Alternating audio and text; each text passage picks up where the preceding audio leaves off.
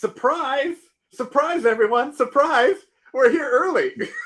Usually we're late. Now we're like a half hour early. It just keep people on their toes. Book out your afternoons and your evenings and your days for Prep Talk Live, because you just never know when we're going to be here. Welcome in, everybody. It's episode 56. We may call this like part one, because I don't know that we're going to get through everything that we want to talk about today. So we're going to call it episode 56-ish. 56A. Yeah, 56A. Yeah, it's going to be something like that. Like we've said previously, Tup is being called into the office now. And so we're still trying to figure out like what our schedule looks like. So we've each been doing kind of our own little check-in streams. Tonight's stream is also going to be a little bit of a check-in. We had a topic. We're going to shelve that. Yeah. We're going to do a different topic tonight. We're just going to do like check-in stuff, and we'll do the topic that kind of how do you turn your prepping brain off. We'll do that. Yeah, that's going to be a good one. I figured it would be at least now I have a whiteboard, so if I need to present something, I can just go like this. Yeah, exactly. Yeah, we're seeing Tup's mobile studio. He is fully remote. So, but anyway, I'm Casey with Cascadia Dispatch. Joining me as always is Tup, the Urban Prepper. Tup, what is up? What's going on? We talked a little bit in the green room. You got some interesting stories. Yeah, I don't know if I want to go dark so quick, but it's been kind of crazy. It's been kind of crazy times at our place. Man, how do you start? We don't have time to linger in the darkness and everything else. So we got to go dark fast so we can pull it up at the end. I'll go dark fast. Yeah, I'll go dark fast. That's what we got to do. Yeah, it's been nuts. We've been having kind of having to go through some security safety protocols at the house due to some we're having neighbor issues. Neighbor issues. Well, neighbor issues. We have without going into too much detail, we have a neighbor that's having kind of a mental crisis and is not wanting to live, and it's going dark, and just that. And it's been going on for about a week now, where basically the mom is scared for her safety, physical safety. There's lots of threats being made. She's come to us for help and for help, and that's made this person mad. This is a young male, and he's like made threats, threats to my wife and kids by name. That he's going to kill people and stuff. So it's been pretty crazy. The cops have been over to the neighborhood multiple times over the last week at all hours of the night. This person wanted the police to kind of, the suicide by cop idea. Yes. Mm-hmm. Yeah. And so came out with a knife and stuff. We weren't sure of what weapons were available, but it's been pretty intense, pretty scary. Like I've never been through an experience like that, especially with family and stuff. So I had to this past Sunday I had to evacuate the cops all over the place. They had the big rifles with the beanbag bullets and stuff, and when there was threats made, countdowns listed, like at this time I'm going to be doing this. I'm coming after Tup's wife first. He didn't say Tup's wife, but yeah, I don't think he follows the channel. But you're about to lose a subscriber, Tup. It's gonna be sad. Yeah, it might. So anyway, I had my kids go to, and my wife and then the mom go down, into the house when I see him approaching, and I'm outside because I'm on a security detail, so I had to get some protocols for that. Yep. But I had to tell them, hey, get out of the house right away, go through the back door, cut across the backyard into the neighbors, and go down the street. I want you far away from the house, because it was really crazy. And the cops are all surrounded the place, and they're like, he's got a knife, here he comes. So all this is going down. I'm like, oh man, this is gonna get bad. And right at when that happened, I'm getting my family out to safety, down ways away where they're not even there, but the cops just left. It was they got in the cars when he came, and because they have to. There's laws now, I guess, in Washington where you have to de-escalate on those kind of things unless you're immediately getting attacked, kind of thing. So they just got in the cars and they just took off, and so then he's there now, and I'm by myself. It's just me and me. Wait. Yeah. So So they came there because he's threatening and everything, and he comes out with a weapon. Yes. And they don't want to blast the guy type thing. So I think we got banned already by the bots, but sorry. So, yeah.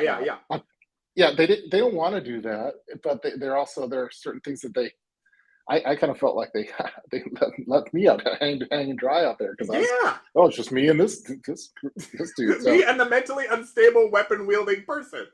Yeah.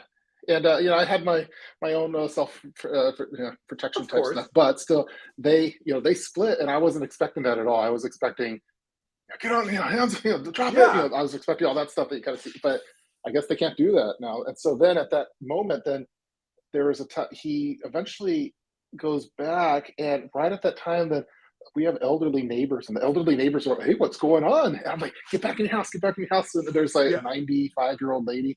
I had to, I'm kind of have my barrier, and I have to get this lady back to her house. She's 95, and what's going on? And I don't think she really got it. Then another lady was going right across where this was all happening. I'm like, no, and calling her by name. And so I'm having to protect the whole neighborhood. And then this other lady across the street, oh, hi, how's it going? I'm like, get back in your house right away. There's like there's three of them, and it was so like, I'm trying to focus on like the bad guy. And then there's all these good people, and they had no idea what was going on. Then I'm worried about my family. It was just really, really crazy. So fortunately, nothing ended up happening then. I evacuated everyone out of the house and sent them to the in-laws, and they've been sleeping at the in-laws for multiple days. I've been on guard duty of the house because this person was threatening to burn down our house and stuff with gas and stuff. So it's been kind of crazy. Yeah, it's been nuts. And there's been multiple instances like this, and nothing's being done about it. It's really scary that until the person takes it to the next level, there's not a lot they do. And so I told the neighbors, I'm like, hey, we're on our own over here. Some of them are subscribers and stuff to the channel, or claws, or secret preppers. Yeah, exactly. Secret preppers. So I'm like, hey, we're on our own here. So it's been a lot of coordination. I've been sleeping on, like, I don't know if you've seen the movie The Professional. I haven't been sleeping on a bed. I've been in the chair like The Professional, ready to go for in the living room with the lights off and everything. I've repositioned cameras all over the place. There's cameras all in. No one's getting in this a certain area. So it's kind of like the movie Predator. Like, I have all these things because I've made videos on it, on like motion alerts and camera stuff and all these things, and it's all into place right now. I imagine like you've got all your things. There's tripwires. The drone is just circling the neighborhood. I almost got the drone out because I almost got it out for that because I have it programmed for certain things, but I was silence was the key at that point. So it's been nuts though. But we've been doing. My brother-in-law came, and he's been staying over for the past week because we're alternating, kind of on guard duties. Long story short, it's been kind of crazy week for me. I'm looking forward to sleeping in a bed eventually, but that is so. Even though, like, it sounds like this person has made very direct threats. That are recorded probably in some way, either. We have text messages. I could read them. I don't want to get no, but like I don't want to get this channel banned. But I'm surprised that even with those, that there's nothing then that the police would do, because that seems like an active threat and an active to you guys. If not alone just to the woman, the mother or whatever, but like to you guys, that they would need to do something about that. You would think. It's crazy. We have all these threads, and we filed reports and done everything that we can, but at a certain point, we have to kind of wait and see type thing. So it's been pretty scary. I always wake up at 2 to 4, just sorry, you're getting threatened. Try. It's definitely crazy, and it's scary. Like, because my main focus is for my family, for the wife and kids. I've never had a moment where I thought their lives were in danger, but that was it, and that was on Sunday when the main thing went down. The cops have come in multiple times because they're since then. But nothing like that quite like that moment. And I was really proud of my son. He had his EDC, and when I had them evacuate, we have all this deer fencing up, like these mesh fencing for the deer, because the deer have been coming in the yard, and they needed to go. Like they needed, but they were blocked in because of the deer fencing. He had his EDC knife, and he was able to quickly cut the deer fencing and got everyone, my daughter, wife, and the mom and him, and they went through this fencing. When if they didn't have a knife, they would have had struggle getting through. He did that, and he had his it was just I was glad that he did that, and he was protecting his sister and mom and stuff. So holy moly. Yeah, it's really kind of like the mental health thing is really scary, and it's like they know about this. This has been going on for multiple days, and it's getting a little frustrating that nothing's happening. Like it's just kind of a wait and see mode. So yeah, oh my goodness, that is scary and awful and all. Yeah, so when they were there, I could see the bad guy. I'm at the side of the house, and I'm I'm protecting myself, but watching him. I'm looking I'm like, where the heck are the cops at? They're gone, and then I'm looking. I could see my wife and kids going through the downstairs basement through the windows, and I'm telling them, come here. I had my knife, so I sliced through one of the deer fences to get through, and then they had to go through the other part, and so I'm keeping guard on this other on the guy. And then my son, I was real proud of him. Again, real proud. He got through the other one with his own. And then that's when all the older elderly ladies were coming out, and I had to evacuate them. But man, the adrenaline's flowing. Your instincts and being calm through that was really important. So I haven't talked to anyone about it. So you're the first person I get to talk to about it. We got the scoop on Prep Talk Live. Holy cow! We need to change the title and the thumbnail. Like we need to. Oh my goodness! It made me like kind of think. We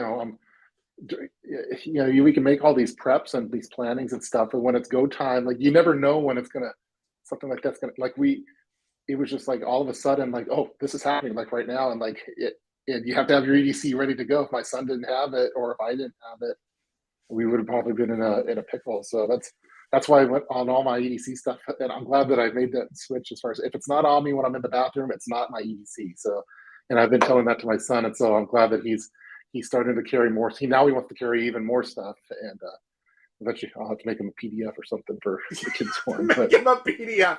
Yeah, exactly. When you're in between the night shifts while you're switching, while you're switching guard duty or whatever, just make a quick little PDF for him. Yeah. So. So it's good. I'm glad that I was prepared for, but a lot of people weren't prepared, and a lot of them, they're just not in that mindset of thinking of bad things could happen. I think preppers, we're just naturally, we're expecting bad things to happen, and we don't know when it's going to happen, but we think it is. Like the externals is the part that makes it very scary, because you're worried about other people and not just yourself. And so. Yeah, no, that is. Yeah, I had an incident not even close to that. I mean, well, we've had a couple of weird moments with people come to the door in the middle of the night and things like that. But there was a moment when we were in Seattle a little while ago where someone had broken into the car, and in retrospect, I realized that the person who was coming to check on us thought that maybe we were the ones breaking into the car, and he was prepared to take us out if need be. And I realized at that moment that there was nothing I could do to protect my family. And that was another, like, the earthquake article turned me into like a prepper person. And that moment turned me into somebody who considered defense in a different way. And the idea that there is someone like hunting your family, or like, oh my God, like that's a whole nother level of everything. It was, and we were just having a normal day, and it just boom, then that's happening, and so that was really nuts. I mean, I could some of the, I don't even want to read it. I don't want to get, I could read it offline to you, but I mean, we have like the whole threads of stuff on the messages that were happening. So it's they're like 20 more minutes before, and then Tup's life is first at this point in the upload. Holy cow! And still, like, there's all this like evidence and like nothing's happening. We're just kind of waiting. And so, I have all my security type stuff. I have the through night flashlights are coming out because for like sort of things. I've had I made a perimeter video, like home perimeter thing that's coming into play. But yeah, it's the externals that makes it really stressful. So, but fortunately, my brother-in-law has been really helpful. Like he's come out, like last night he was over, and I got to finally like sleep a little bit not on my normal bed, but a little bit more than what I have been. So, crazy. Yeah, that is time, so. Okay. That is you said you had a little bit of a scary story, and I was like, I didn't want to get too dark on it. I know. Let's talk about the broken-in car or something like that, or whatever. Yeah, no. This is a whole nother level, man. Yeah, it's next level. I'm not. It's not like I'm some military veteran like that. In those kind of situations. But even if you were, like, when you add like your family and other neighbors and stuff, like trying to be the good guy but also being alert, and it's I don't know.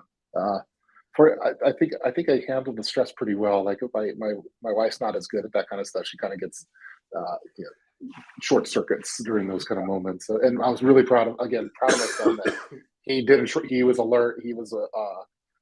He's doing the right things. So that was really cool. My daughter had no idea what was going on. She thought we were playing a game or something. So yeah, exactly. Which, I mean, that's good for her to think that, because that is a whole different thing. It made me rethink on some.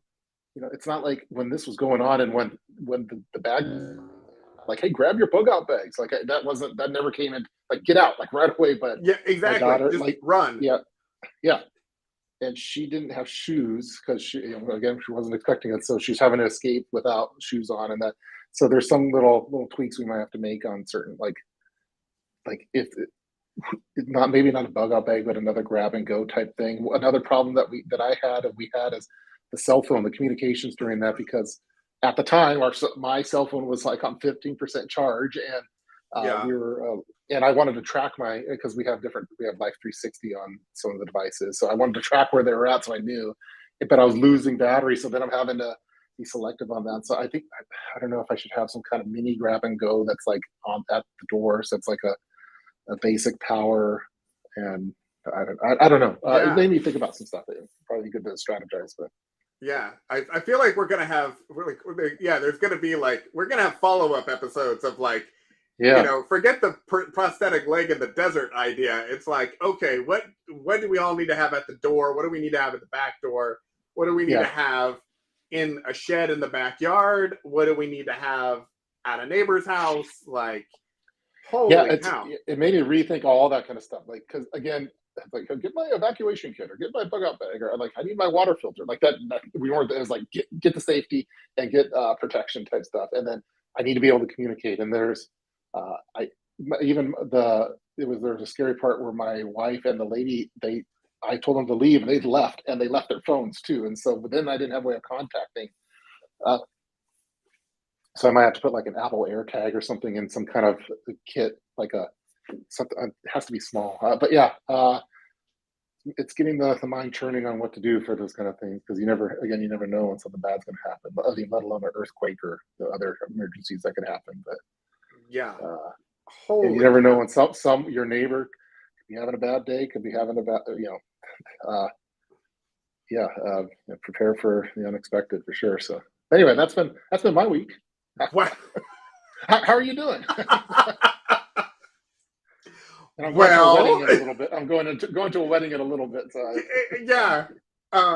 Wow. Okay. Yeah. So we had two of our friends had their cars broken into in the last week in different scenarios. So I was like, oh, we'll have like a car break-in conversation or whatever. And one of them actually was in the middle of the night, and they got the guy was getting the garage door opener and actually opened their garage door and went into their house because they didn't lock the door between the garage and their laundry room. And the husband happened to be awake and thought it was the neighbors coming in and met the guy. He was opening the laundry room door as the bad guy was opening the garage door and basically like met in the laundry room, and then the guy ran off. And so I've been talking to him over the last couple of days about like security systems and cameras and all that sort of stuff. But yeah, you win. You win. Okay. You win. I'll provide an update next week. Hopefully everything's just kind of in this quiet wait and see type thing. It's making everyone kind of like antsy. So we don't know what's going to happen, but yeah. All right. Well, we're sending all the best. Somebody mentioned at the beginning of the show, like, well, this is random. I think that was like right when we turned on. So I think exactly. We're on early on a Friday. So. Yeah, we're on early on a Friday with breaking news. It's horrific. Like, this is a different. But you know what? Hey, here's the deal. I'm putting my wedding suit on really quick. Oh, that's good. Okay, get fancy. I wore my formal sweatshirt today. It's black and white. So it makes sense. We're all on brand. Well, I hope that the rest of your weekend is uneventful. I think the next time I'd like to do I kind of like the remote thing. I don't know if the connection's been okay, but it'd be fun to be like out and not in an office and in the city somewhere. Like I could be out in downtown Seattle. It might be kind of fun, but we'll figure that out. So. All right, we'll figure something out. Most importantly, I hope that you and your family are okay and safe. Thank you. And whatever this guy's issue is, he gets it figured out in a hurry. Or the police get it figured out in a hurry, but somebody figures it out in a hurry. Yeah, we'll have a checkpoint next week. Exactly. We'll check tune in. If you're watching the rerun now, stay tuned for the follow-up. Exactly. I'm gonna change the title of this one because the title goes dark. Yeah, exactly. Oh, we've took a turn. Anyway, all right. Yeah. Well, hopefully algorithms. I was just relaying a story algorithm, so I was trying to be careful with wording and stuff. So yes. Well, you have a wonderful time at the wedding. Hopefully that is an enjoyable time with the family and everything. I'll check in on you here and just see how things are going. We'll go from there. Next time, if we're doing the show and you're wearing camo in your basement or something, we'll know things. You should see my night watch outfit. It's not the tuck friendly hat, and it's not the no button up shirts. It's you go full prepper. We go full prepper. Yeah, I feel like you and I. It's like the alter ego. It's like like we're laughing and funny and everything, but like there's other stuff that we like if need be. Like that's the whole thing. So I would imagine that you've got a whole setup. Yeah. Yeah. I would love to know. No PDFs. No PDFs. Yeah, text me later this weekend or whatever. Text me with what your watch outfit looks like because I also just want to make sure I have the same stuff you have. It's kind of like the Antifa clothing kit. Exactly. It's the uniform, but it's a uniform. But I have it. All right, we'll go and, and have a beverage or something. Go celebrate, and I'll talk to you later. All right, thanks everybody for joining us. All right, bye.